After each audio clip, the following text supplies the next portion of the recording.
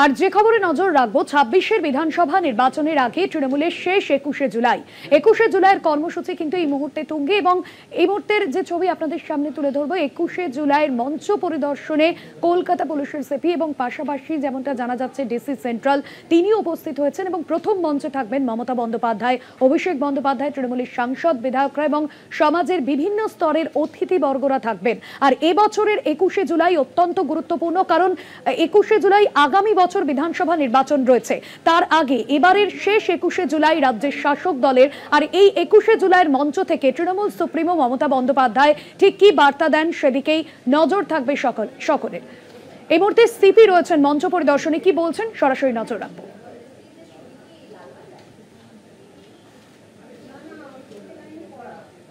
সেটা নিয়ে বিশেষ কোনো ব্যবস্থা আমাদের extra man power including senior officer extra আমরা দিচ্ছি, যেহেতু এই অর্ডার এসছে তার জন্য স্পেশালি আমরা আলাদা এক্সট্রা অ্যারেঞ্জমেন্ট করা হচ্ছে।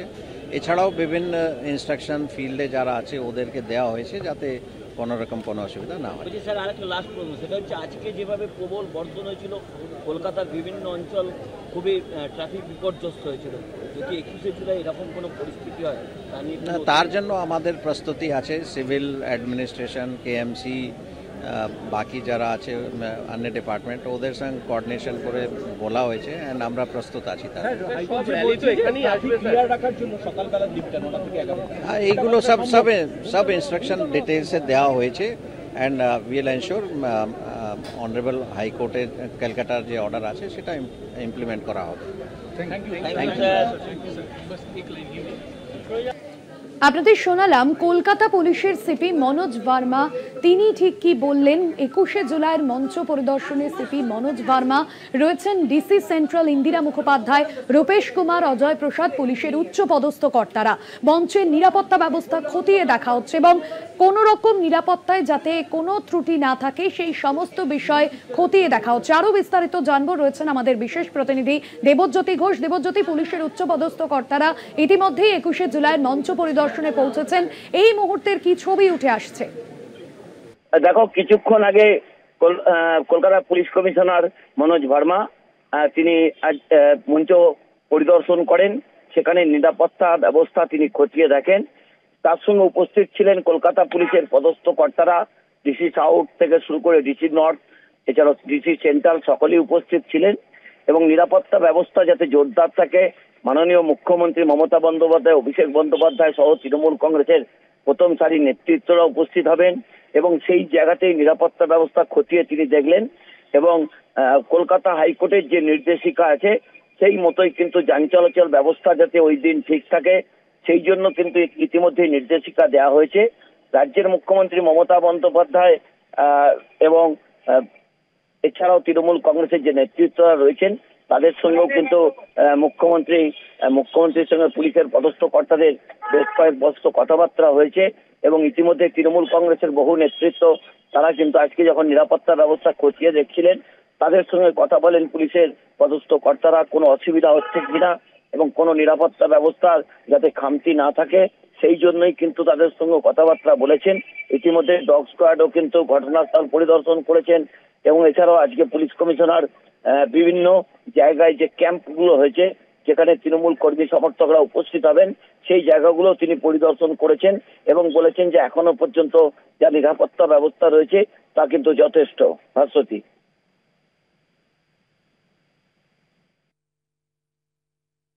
করলেন সিপি, এমনটাই জানিয়েছেন তিনি। ধন্যবাদ জানাবো দেবজ্যোতি।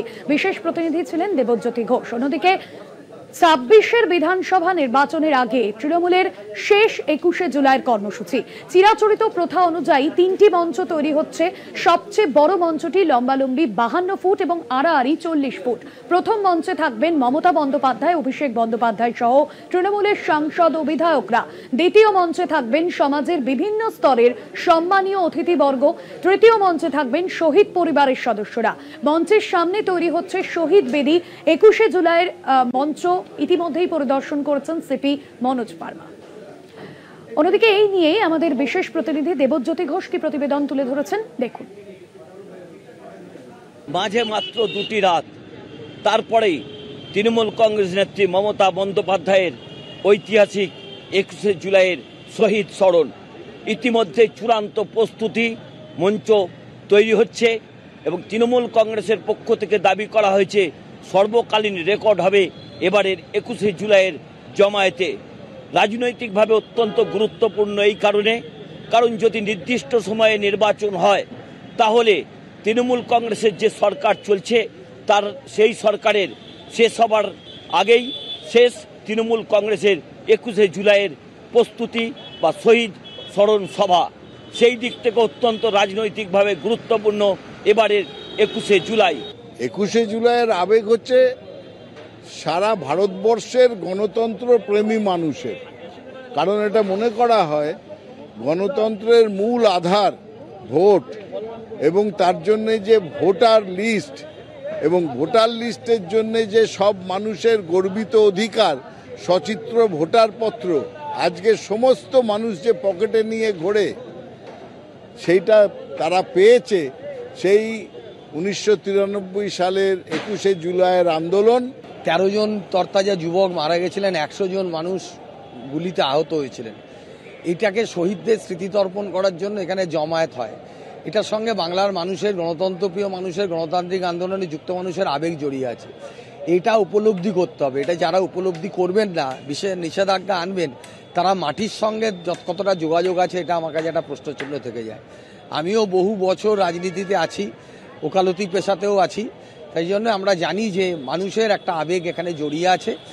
এই একটা বিশেষ দিন এবং এই দিনে শহীদদের স্মৃতিতর্পণ। আজকে যদি 21শে জুলাই আপনি যে বারই পড়ুন, সেই দিনই আমাদের গতবারে রবিবার পড়েছিল, তখনও মানুষ এসছে, এবারে সোমবার পড়েছে মানুষ এসছে। তার সঙ্গে কেউ যদি এটাকে নিয়ে কটাক্ষ করেন, আমার মনে হয় সেটা খুবই বাঞ্ছনীয় নয়। সোমবারের মমতা বন্দ্যোপাধ্যায়ের 21শে জুলাইয়ের কর্মসূচি রাজনৈতিকভাবে যেমন গুরুত্বপূর্ণ, অন্য দিক থেকে হাইকোর্টের একটি নির্দেশ, সেটাও কিন্তু কলকাতা পুলিশের কাছে চ্যালেঞ্জের, যে কিভাবে ওই দিন যানবাহনকে সচল রাখা যায়। ধর্মতলা থেকে ক্যামেরায় অরিন্দম ভদ্রের সঙ্গে দেবজ্যোতি ঘোষ, কলকাতা টিভি।